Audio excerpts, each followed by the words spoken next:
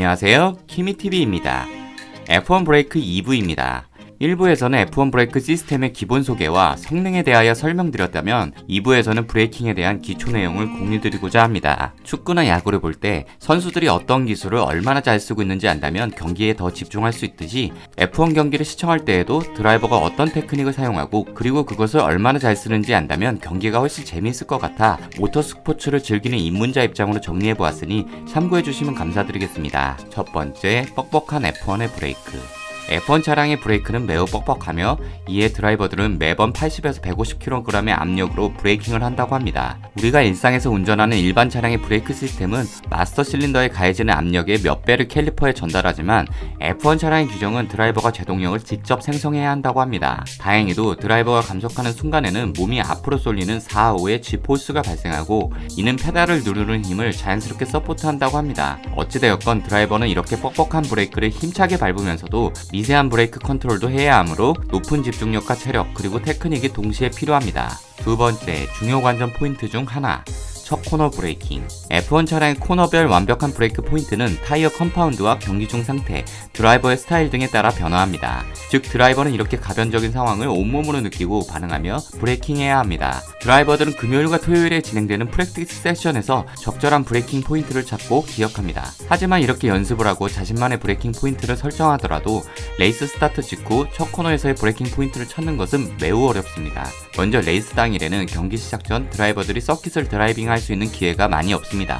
때에 따라 레이스 당일인 일요일과 금, 토, 요일에 날씨가 다를 수 있고 컨디션이 다를 수 있기 때문에 해당일 서킷에 적응하기 전 첫 코너는 까다로울 수밖에 없습니다. 또한 레이스 스타트 직후에는 타이어와 브레이크의 온도가 최적의 온도까지 올라가 있지 않기 때문에 타이어와 브레이크가 얼마나 잘 작동할지에 대한 판단이 쉽지 않습니다. 그리고 경기 시작 직후에는 모든 차량들이 레이싱 라인을 두고 경쟁하여 매우 혼잡스럽습니다. 다른 경쟁자들의 움직임에 신경 쓰고 반응하면서도 그립을 잃지 않고 적절히 브레이킹할 수 있어야 합니다. 이러한 이유로 세계에서 가장 포뮬러 운전을 잘하고 수많은 레이스로 다져진 실력을 보유한 F1 드라이버들이지만 레이스 스타트 직후 첫 코너에서의 사고는 어렵지 않게 볼 수 있으며 이 점을 참고하고 경기를 시청한다면 더욱 재미있는 시청이 될 것 같습니다. 세 번째, 임계 브레이킹.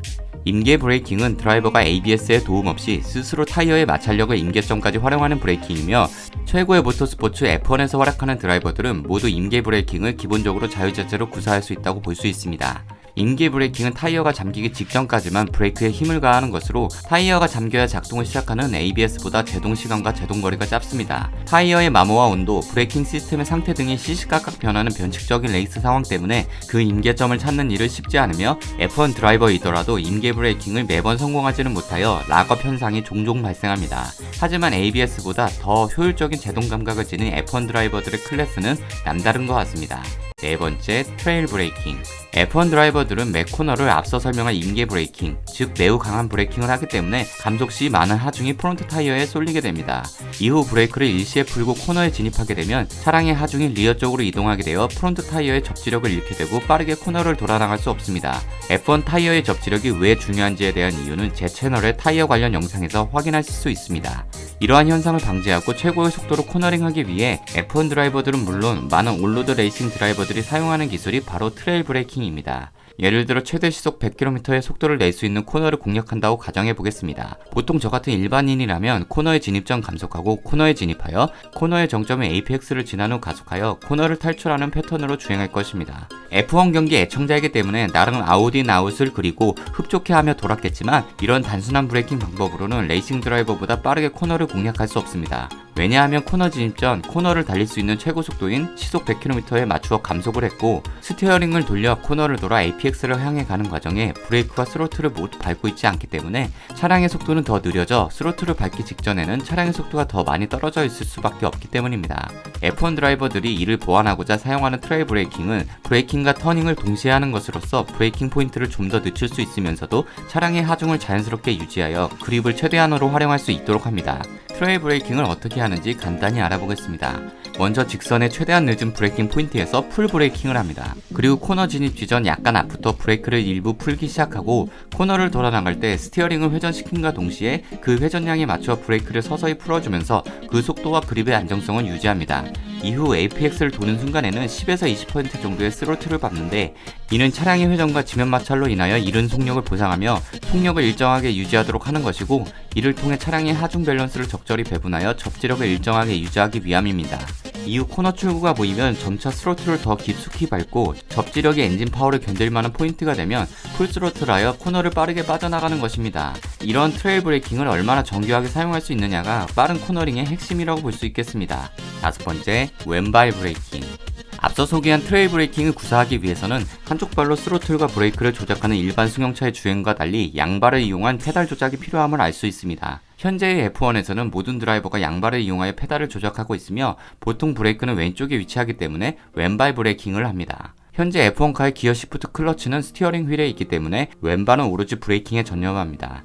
이에 드라이버는 좀 더 신속한 반응과 이에 따른 정교한 브레이킹이 가능하며, 트레일 브레이킹의 상황처럼 스로틀과 브레이크를 적절히 조합하여 동시에 사용함으로써 드라이버가 차량을 컨트롤할 수 있도록 합니다. F1 드라이버들은 커리어의 시작인 카트레이스부터 왼발 브레이크를 사용했기 때문에 이 조작 감각에 매우 익숙하다고 할 수 있습니다. 여섯 번째, 일상에서 트레일, 왼발 브레이크를 사용하면 안 되는 이유. 혹시나 본 영상을 보시고 당장 주차장에 주차되어 있는 승용차에 탑승하여 트레일 브레이킹 또는 왼발 브레이킹을 시도하고 싶으신 구독자님들도 있으시겠지만, 전문 레이싱 드라이버가 아니시라면 레이싱 시뮬레이터만 하시길 권장드립니다. 먼저 트레일 브레이킹의 경우 일반 도로에서 구사하다가는 사고로 이어지기 쉽습니다. 안정적인 트레일 브레이킹을 위해서는 수많은 연습과 시행착오를 통해 브레이킹 강도에 따른 차량 하중의 이동 변화를 몸으로 기억해야 합니다. 터닝 구간에서 정확한 감도의 브레이킹을 하지 못한다면 프론트 리어의 접지력 배분이 요동을 쳐서 차량에 스핀할 수 있습니다. 이에 일반 도로에서는 직선 구간에서 미리 감속을 마치고 코너링 도중에는 브레이킹을 지양해야겠습니다. 그리고 왼발 브레이크의 경우를 설명하자면 먼저 오작동의 위험이 존재합니다. 갑작스럽게 사람이나 차량이 나타나서 급감속을 해야 하는 경우 사람은 심리적으로 브레이크뿐만 아니라 오른쪽에 있는 스로틀까지 밟을 가능성이 높다고 합니다. 우리는 일상에서 사고 시 운전자가 당황하여 스로틀을 밟아 더 큰 사고로 이어졌던 뉴스를 종종 들을 수 있었는데, 양발 브레이킹을 하는 경우 이러한 사고가 발생할 확률이 훨씬 높아질 것입니다. 또한 고속주행 중 브레이킹을 한다면 관성에 의하여 몸이 앞으로 많이 쏠릴 수밖에 없는데, 양발이 페달 위에 있고 뒤꿈치만 차량에 고정된 상황이다 보니 지지력이 매우 부족하여 스로틀이 눌릴 가능성도 커지며 그만큼 조정 안정성이 떨어질 수밖에 없습니다. 그리고 일반 차량의 페달은 한발 브레이킹 전용으로 만들어져 페달이 모두 오른쪽에 쏠려 있으므로 더욱 자세는 불안정해집니다. F1 차량의 콕핏에서의 드라이버의 포지션은 거의 누운 상태이며 강하게 시트에 고정되어 있는 상태인데, 좌우 대칭으로 페달이 있기 때문에 드라이빙 테크닉적인 부분을 제외하더라도 훨씬 안정적입니다. 일곱 번째, 브록. F1 차량에 브레이크 등이 없는 이유. 일상에서 로드카의 브레이크 등은 뒷차량에게 브레이킹하고 있음을 알리는 신호로서 매우 중요한 장치입니다. 하지만 왜 F1 차량에는 브레이크 등이 없는 것일까요? 아이러니하게도 이유는 안전상 이유 때문입니다.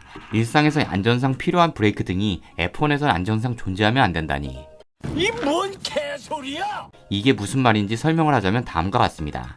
드라이빙에 있어 초엘리트라고 할 수 있는 F1 드라이버들은 코너마다 정확한 브레이킹 포인트를 알고 있으며, F1 드라이버는 시속 300km를 넘는 빠른 속도로 달리다가도 접지력의 한계 지점에서 임계 브레이킹을 하며 본능적인 감각으로 브레이킹을 합니다. 그리고 앞선 차량을 추월하기 위해 후미에 바싹 붙었을 때도 앞선 차량의 브레이킹 포인트를 알기 때문에 어느 정도 예측하여 움직입니다.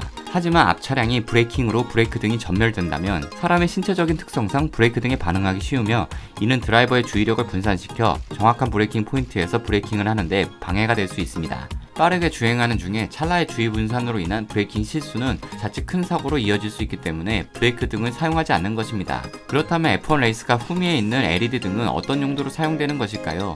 그것은 폭우가 내리거나 안개가 있어서 전방 시야 확보가 어려운 레이스 상황에 헤드라이트가 없는 F1 레이스카는 앞선 차량의 후미 등을 통해 상대 차량의 위치 파악을 보다 명확히 할 수 있고, 이는 안전한 경기 진행에 도움을 줍니다. 또한 좋은 날씨에는 레이스카가 일반적인 속도보다 조금 느리게 달리고 있다는 것을 보여주며 경고하는 기능이 있다고 합니다.